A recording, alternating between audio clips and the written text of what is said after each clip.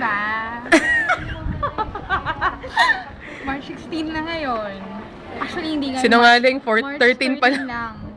Pero dahil magto 2 years na tayo na... March 16 natin na-upload yan. Oo nga. Oo nga, huwag ka nang umano eh. Ay, Magto sorry 2 years na kaming nagmamahalan. Ay, you're so Hindi kami naglolokahan. Nagmamahalan tayo, di ba? Oh, thank you kasi pinayagan mo ako pumunta dito. Hindi, kahit naman hindi mo ako pinayagan, punta pa rin ako.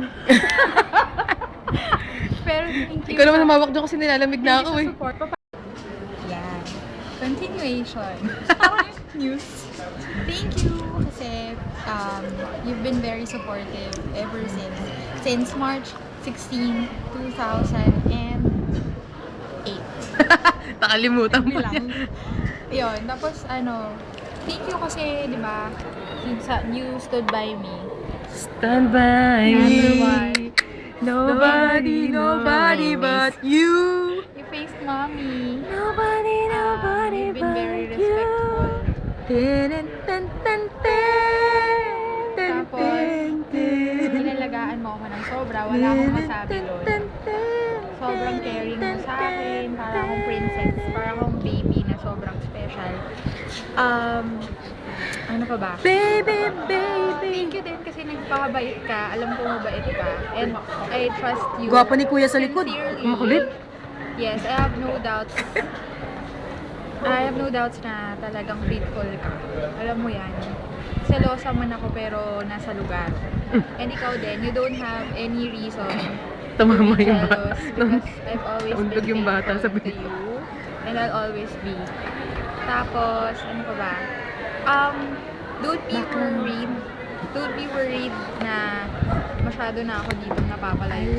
you forever. Kasi, in the end, I know tayo pa rin yung magkasama. And that's my goal. That's why I'm working hard. It's for the two of us. It's for our future. And I hope to see you next year when we go home for a vacation. And soon, makasama na kita for life. As in, alam ko naman ikaw na talaga. Sana happy ka ngayon na second year anniversary natin.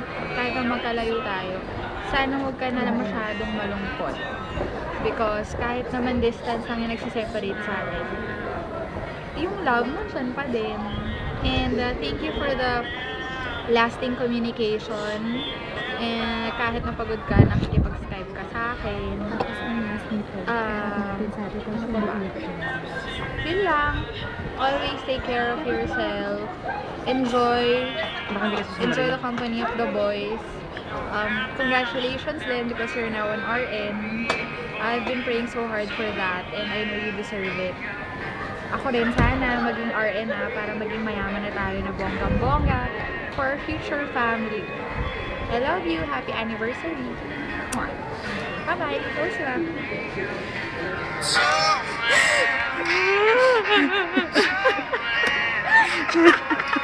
Love you daw, baby.